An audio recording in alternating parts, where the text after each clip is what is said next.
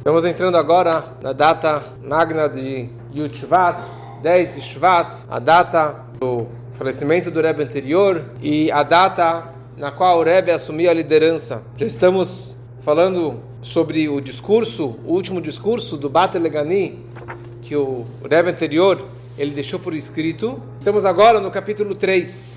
Só para fazer um pequeno resumo do capítulo 1, nós falamos a ideia que quando Deus criou o mundo, Ele estava presente e revelado dentro do jardim, e através dos 7 pecados, eles acabaram afastando Deus da terra, e depois vieram 7 tzadikim e conseguiram trazer de volta a Deus para o mundo. E o nosso propósito é de fazer um dirá betartonim, uma morada para Deus aqui embaixo nesse mundo material. Como isso? Através do trabalho, dos 2 trabalhos, de Itkafia e de Ithapcha.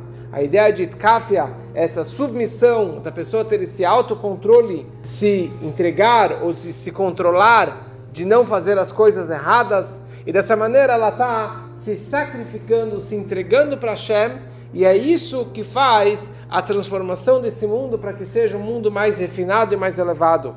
E daí ele explicou no capítulo 2 que a ideia dos korbanot, das oferendas, é um korban, é um karov, kiruv, é uma aproximação da pessoa com Deus. No momento que a pessoa ela entrega o seu animal interno, a sua alma animal, os seus desejos animalescos e mundanos, para fazer algo mais elevado, para fazer a vontade de Hashem. Essa que é toda a ideia do altar, essa que é toda a ideia do Mishkan, do templo móvel do deserto.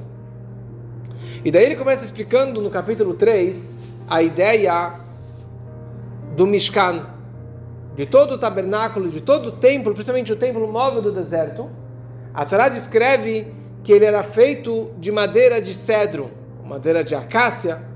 Em hebraico, a madeira de cedro é chamada atzei shittim, madeira de shittim. E shittim é a mesma raiz no hebraico de shtut. Shtut, shoté. Shoté é um bobo, ou tolice, ou besteira, que isso representa o que estávamos falando antes, a transformação do mundano, ou a subjugação do nosso mau instinto, da nossa alma animal, é você pegar mesmo as besteiras do mundano, mesmo as nossas besteiras da nossa vida, as nossas tolices, e transformar e usar isso para Kedushá, para algo mais elevado. O que é ter um bobo? Você fala, o cara é bobo, ou ele é um tolo, ou ele está fazendo um shtus, uma besteira. Isso é uma pessoa que ela é diferente. Ela não é uma pessoa equilibrada, ou não é uma pessoa que segue a estrada reta da vida, de um bom comportamento, de etiquetas, e uma pessoa no caminho do meio, que isso deveria ser esse é o comportamento normal.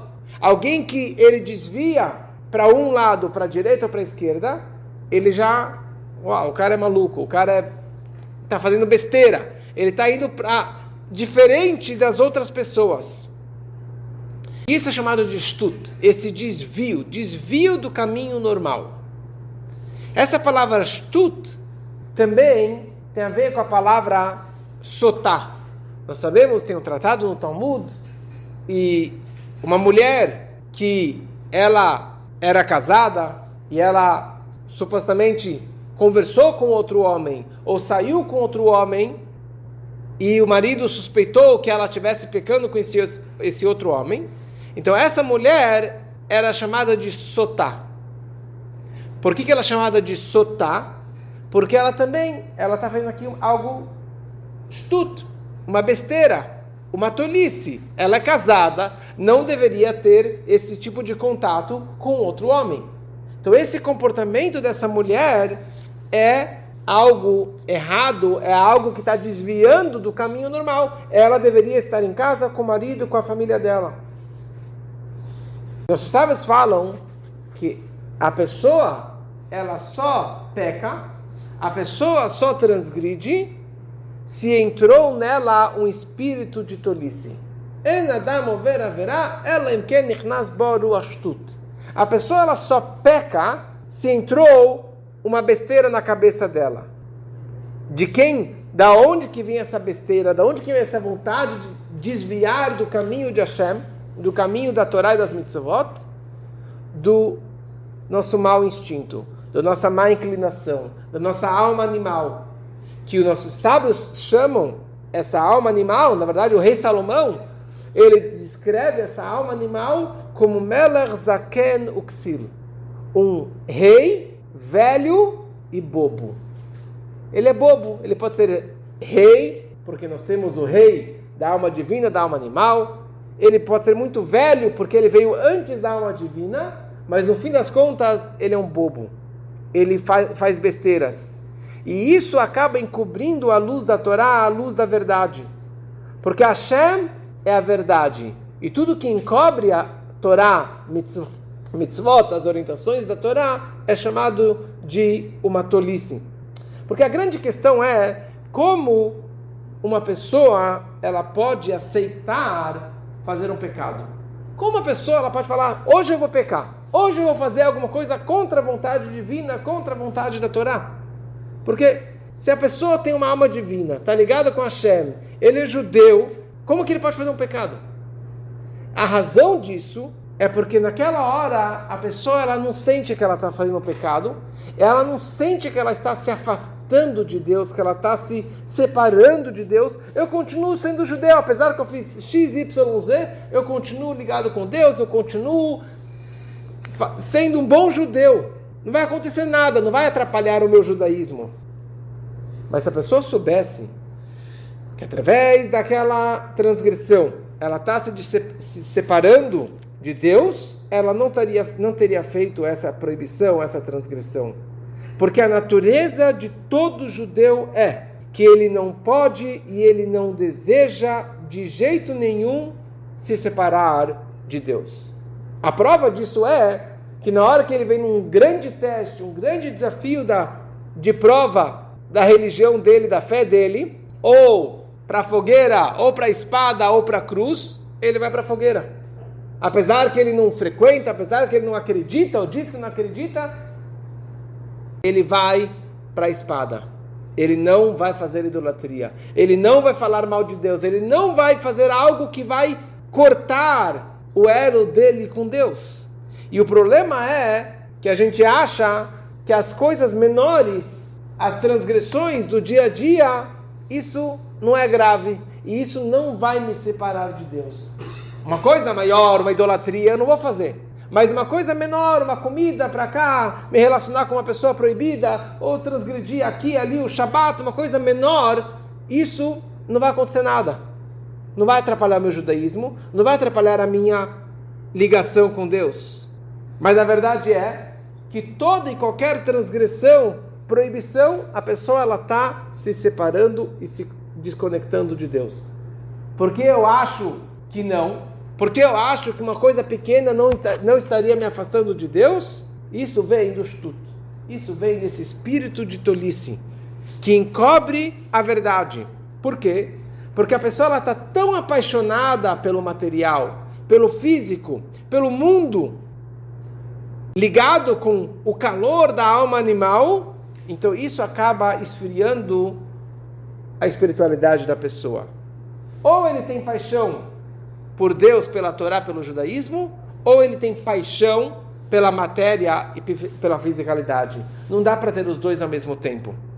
Quer dizer, quanto maior o calor e a paixão pelo material, maior é a frieza no mundo espiritual. Quanto mais conectado ele está com o mundano, maior é esse encobrimento e essa escuridão e essa frieza, krirut, na parte espiritual. O que quer dizer frieza? Frieza quer dizer, estou pouco me importando. E aí? E daí que eu fiz tal coisa, eu falei tal coisa, eu deixei de frequentar, eu deixei de estudar, eu deixei de ser judeu, não me importo. Por que ele não se importa? Porque ele está tão mergulhado na matéria e nos prazeres mundanos que a casca cada vez ficou mais grossa, mais densa. E ele está frio, e ele não se importa mais nada com o judaísmo, e por isso que ele acaba pecando, ele acaba se afastando. Porque o que é a nossa alma divina? Nossa alma divina é Deus, é um pedaço de Deus. E dessa maneira eu consigo sentir Deus na minha vida material. Eu consigo sentir tudo aquilo que é contraditório à divindade. Quer dizer, tudo aquilo que não é divino, eu não quero. A alma divina não deseja. Ela se afasta como se estivesse se afastando da morte. E qualquer tipo de orgulho e de material e de prazeres mundanos, a alma divina, ela se afasta. Porque é o oposto. É o oposto do propósito que Deus ele teve na criação do mundo em geral e da minha criação, da minha alma divina em particular. Como falamos desde o começo, Deus ele criou o mundo para fazer uma morada aqui embaixo. Para transformar o mundano, para elevar a matéria, para elevar o mundo. E aqui vem a alma animal, que está tão mergulhada na matéria, que isso tem a ver com os prazeres, tem a ver com esse calor, com esse desejo, com essa paixão pelo material. E isso é totalmente oposto ao sentimento, à sensibilidade pela espiritualidade. De novo, por que isso? Por causa da frieza. A alma animal, ela causa uma frieza pela espiritualidade. Porque tem pessoas, fora o fato que elas não têm o conhecimento de Torá, não têm o conhecimento das mitzvot e não têm os sentimentos judaicos e assim por diante, são pessoas que se comportam literalmente como animais. Elas gozam do espiritual, eles gozam dos religiosos, eles pisam e dão coice nos religiosos, e tudo que é religiosidade, não, os religiosos, não, isso aqui é coisa de vocês, aqui, vocês são muito ortodoxos. Essa zombadeira, ou essa gozação, isso vem de um animal. Como o animal morde, ele pisa, ele dá coice, ele chifra, assim também a nossa alma animal é aquela que se comporta dessa maneira de shtut, essa tolice, essa besteira que acaba encobrindo cada vez mais a espiritualidade e a sensibilidade e o calor da alma divina e tudo aquilo que tem a ver com Deus, que tem a ver com a Torá. Por que isso tudo? Por causa do shtut, por causa das besteiras e das tolices do mundano. Em resumo, ele explica para a gente nesse capítulo que o espírito da tolice, quer dizer, o grande prazer e paixão da alma animal em geral, pelo mundano, pelo dinheiro, pela matéria, pelos prazeres de comida e assim por diante, tudo isso encobre a verdade e causa a ausência, a falta de sensibilidade e sentimento de divindade e a grandeza e a superioridade das mitzvot e do judaísmo em geral, e dessa maneira você fica cada vez sem vontade e sem saudades e sem sentir o quão longe a pessoa ela foi, e essa é a razão que a pessoa ela acaba se afastando, e ela acaba pecando, e ela acaba se afastando e mergulhando na matéria, como iremos explicar depois o capítulo 4. Veremos agora os últimos 2 capítulos desse mamar tão incrível. Toda a ideia que a alma animal ela pode encobrir a alma divina, ela pode bloquear a alma divina, isso é a ideia do Ruach Shtut, daquele espírito de tolice que pode encobrir a luz da verdade e a grande revelação da divindade, a revelação da alma divina. Quer dizer que essa é a ideia do mundo. O mundo, o mundano, a matéria consegue encobrir Deus, consegue encobrir a divindade. Mas tudo isso que o mundo consegue ocultar Deus, ou ocultar a alma divina, o nosso sentimento e conexão com Hashem, isso é somente sobre as midot, sobre os atributos emocionais, sobre os sentimentos da alma divina. Ou seja, você não vai sentir nenhuma atração por Deus, nenhuma vontade de estudar a Torá, nenhuma vontade de rezar e assim por diante. Mas nunca a tolice e o mundano e a paixão pelo mundo consegue encobrir a essência da alma divina. A essência da alma divina é intocável, é imutável.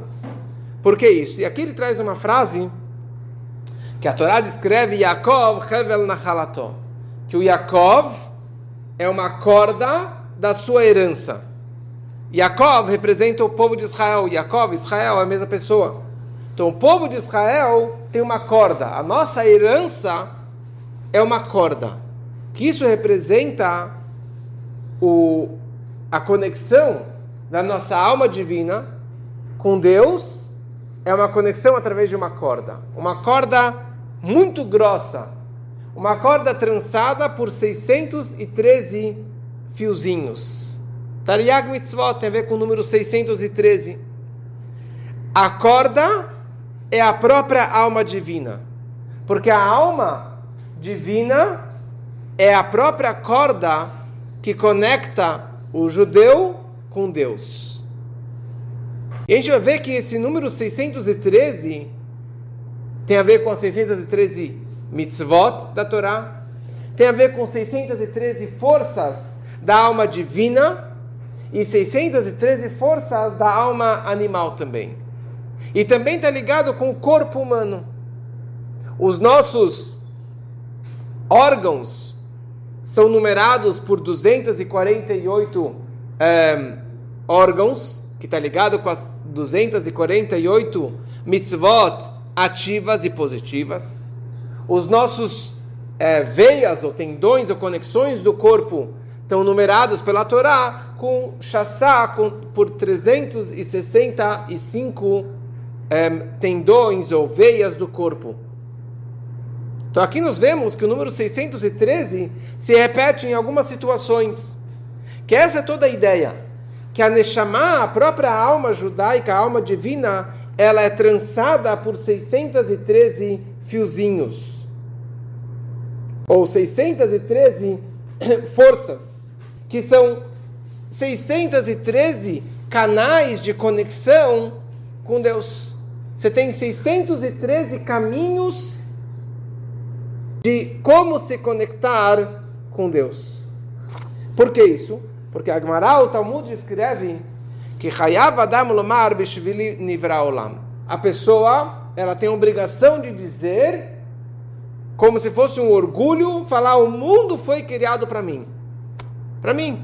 O mundo inteiro foi criado para mim. O que quer dizer que o mundo foi criado para mim? Não é que eu sou o dono do mundo, mas é uma responsabilidade muito grande. Olam é mundo e Elem é ocultação. Quer dizer, toda a ocultação de Deus dentro do mundo foi criado para mim. Desde a primeira condensação e ocultação da luz infinita de Deus, foi criado para mim.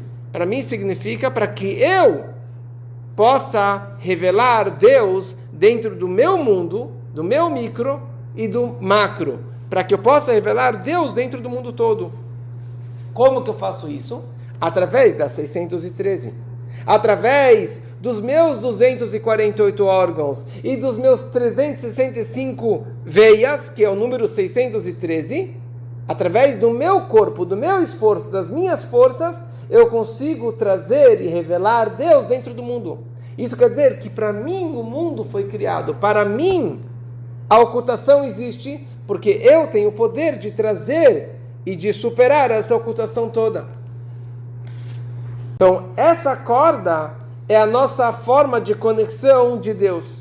Da mesma maneira que uma corda, ela está amarrada lá em cima, e a segunda ponta está amarrada lá embaixo, e dessa forma que aquele que está lá em cima está amarrado e conectado com aquela pessoa que está lá embaixo, assim também é essa corda da alma.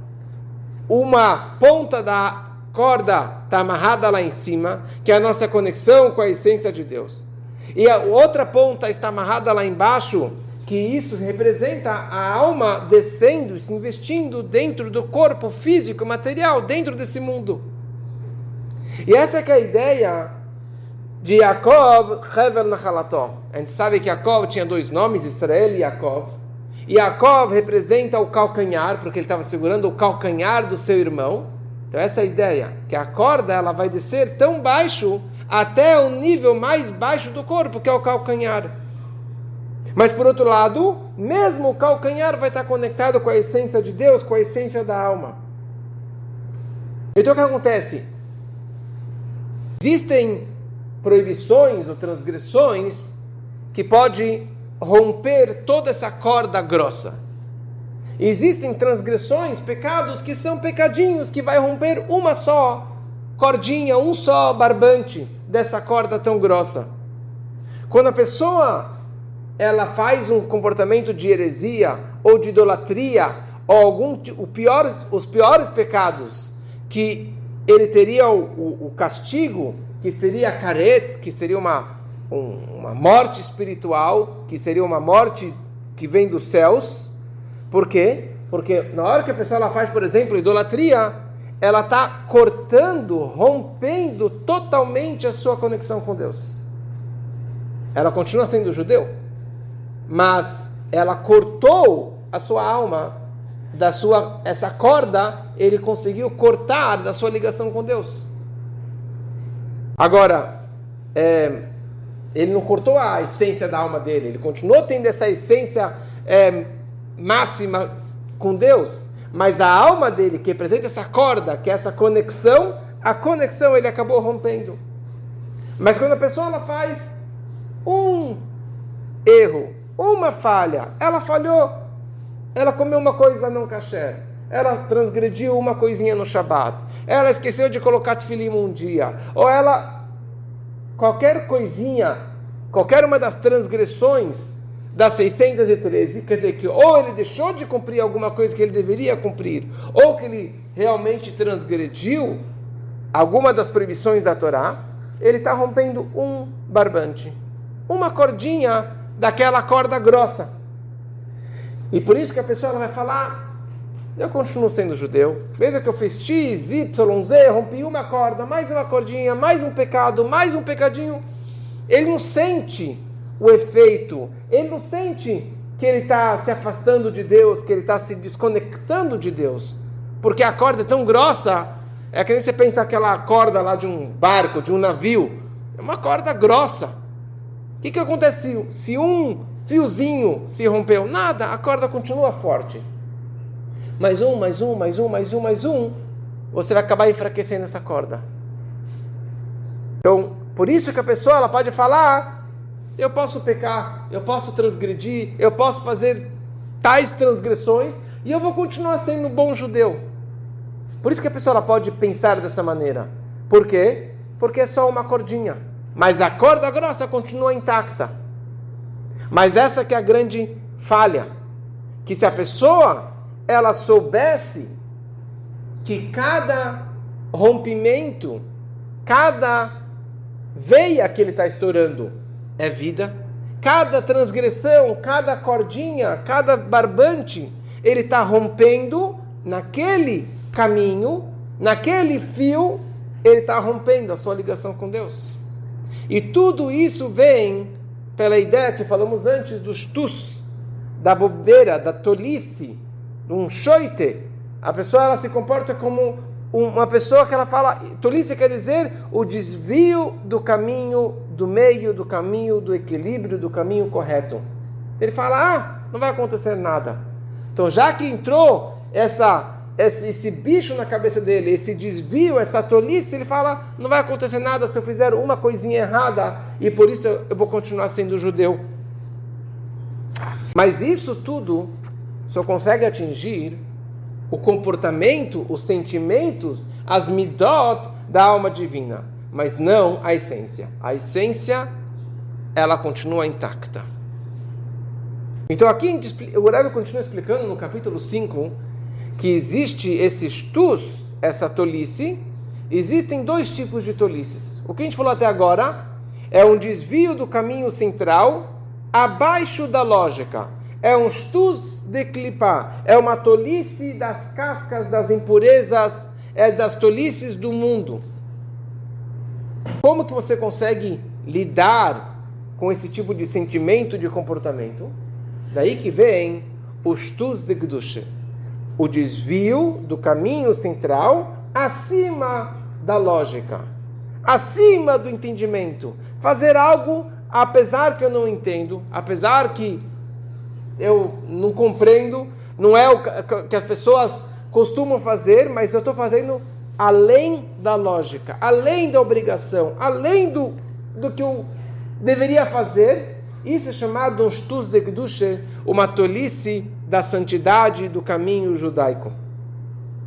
E aqui ele traz uma história, ou um conto que o Talmud ele descreve, sobre dois grandes sábios, que eles costumavam alegrar os noivos no dia do casamento. Nós sabemos que é uma grande mitzvah de alegrar os noivos, porque um casamento é algo muito incrível, mas é muito difícil para você juntar homem e mulher no dia do casamento. Então existe uma mitzvah de você dançar, alegrar os noivos no dia do casamento. Então, mesmo hoje em dia tem pessoas que colocam uma garrafa na cabeça, ou coloca fogo no chapéu, ou começa a fazer malabarismo, ou começa a dar cambalhota na frente dos noivos para alegrar os noivos. Então esses dois sábios, eles faziam malabarismo com um ramo de mirta, que é o hadass, uma das 4 espécies que nós usamos no Sukkot. Então Rabi Yehuda ben Abilai, ele pegava esse ramo dessa murta e ele começava a dançar, né? Dançar na frente da noiva. O Rav Shmuel ben Rav Yitzchak, ele pegava 3 ramos dessa planta e ele começava a fazer malabarismo na frente dos noivos. No começo, um colega dele, Rab Zeira, falou: mas que mexigna, que coisa é essa? Você está desprezando a classe dos rabinos, você está fazendo um vexame, você está fazendo malabarismo, dançando na frente dos noivos, você é um grande raham, um grande sábio, como que você está fazendo isso? Quando ele faleceu, esse mestre, esse Rav Shmuel ben Rav Yitzchak, apareceu um milagre, que ao redor do seu túmulo tinha um pilar de fogo, uma coluna de fogo, que separava entre ele e o resto do povo. E esse sinal que acontecia na época, acontecia por uma pessoa por geração. Só o grande tzadik, o grande líder da geração que tinha esse mérito, digamos assim, de ter essa coluna de fogo, um fogo divino que está protegendo ou separando ele. Então daí o Rav Zeira, ele fala: uau, valeu aquele comportamento que ele fez durante toda a sua vida, todos os casamentos, ele fazia esse malabarismo. Então ele falou: valeu esses ramos que ele dançava, valeu esse comportamento como um shoite, como um tolo, valeu essa conduta, esse comportamento dele, que ele sempre fazia isso. Que isso é um comportamento acima da lógica. Então outro exemplo, por exemplo, quando que tem agora, daqui a pouco, o mês de Adar. Então, aqui nós temos o costume, em outros lugares, de ficar dançando todos os dias. Então você vai lá: que mexigna, que louco, que tolice é essa? Mas isso é um que se chama um shtut de kedushá, é uma tolice sagrada, é algo positivo. Você dançar a mais, cantar a mais, fazer coisas além da lei, além da obrigação. E essa que é toda a ideia do casamento do povo de Israel. Porque no momento que um noivo e uma noiva eles casam, não é somente algo individual do noivo e da noiva que eles estão se casando naquele momento. Porque Ish é Alev Yud Shin, tem a letra Yud entre Alev e o Shin. Isha é Alev Shin Rei, tem a letra Rei depois do Alev Shin. Então, juntando a letra Yud e a letra Rei, dá o nome de Deus. Que na hora do casamento, a presença divina paira entre o casal, paira naquele lar para todo sempre. Mas para conseguir trazer o infinito, trazer a luz máxima de Deus para dentro do mundo, para conseguir trazer a essência de Deus, você tem que fazer algo além da lógica. Porque sendo que Deus é incompreensível, Deus é totalmente acima da natureza, então você também tem que se superar, sair um pouquinho da regra, da etiqueta, da forma normal, do caminho normal, para você conseguir atingir essa revelação máxima. E por isso que eles faziam isso no momento do casamento, para atrair o infinito para dentro do casal. E por essa razão também, os profetas, os Nevi'im, eles eram chamados de Meshigne, de Meshugá, de louco. Por quê? Porque o profeta, ele recebia uma revelação máxima de Deus.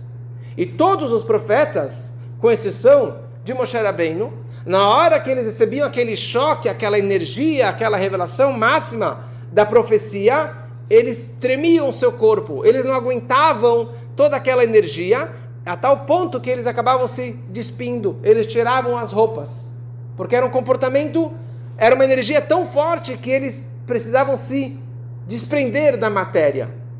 E por isso que às vezes esse comportamento anormal desses profetas, então eles acabaram adotando, recebendo esse apelido de Meshugá, de Meshigne, de maluco, porque eles se comportavam de uma forma anormal. De novo, é a mesma mensagem. Para você conseguir atingir uma luz acima da natureza, você tem que também se superar, fazer coisas acima da lógica, acima do entendimento. E assim também na nossa vida. Muitas coisas nós fazemos no nosso dia a dia, na nossa vida, porque assim o mundo faz. Todo mundo faz. Almoço meio-dia, café da manhã 8 horas da manhã, e assim por diante. Todas as coisas você tem que se vestir dessa maneira. Isso é etiqueta. Isso são os costumes, porque o mundo, a moda, nos orienta a fazer dessa forma. Você tem que ter este celular, este computador, essa roupa, essa cor de sapato e assim por diante. Por quê? Porque sim, porque assim foi determinado na Itália, na França, é assim que o mundo se comporta. Isso é shtus, isso são tolices do mundo. Para você conseguir lidar com isso tudo e trazer Deus para dentro da matéria, para dentro do mundo, para dentro da sua vida, você também tem que fazer coisas acima da lógica, acima do entendimento. Então, eu não estou com vontade para ir para a sinagoga? Se esforce, faça essa itkafia, essa submissão, esse autocontrole para ir para a sinagoga, estudar um pouquinho a mais, dar um pouquinho mais de destacar, fazer um pouquinho mais de coisas além do teu comportamento, além da sua vontade, e isso é um shtus, uma tolice positiva. E só assim que você consegue se superar e transformar a escuridão em luz e trazer mais luz para dentro do mundo. E essa é toda a ideia do Mishkan, do templo, que era feito com madeiras de shtus, de shitim, de cedro, que é a mesma letra de tolice, para você trazer Deus para dentro do santuário, trazer Deus para dentro da sua vida, dentro do seu mundo. Isso é através dessa luz máxima, desse comportamento de Itkaf e de Ithapcha, e assim trazemos a presença divina de Rabbi Tartonim, a presença divina dentro da minha vida, dentro do mundo, e essa que vai ser a causa, e é assim que conseguimos aproximar a vinda do Mashiach, que seja muito em breve, se Deus quiser.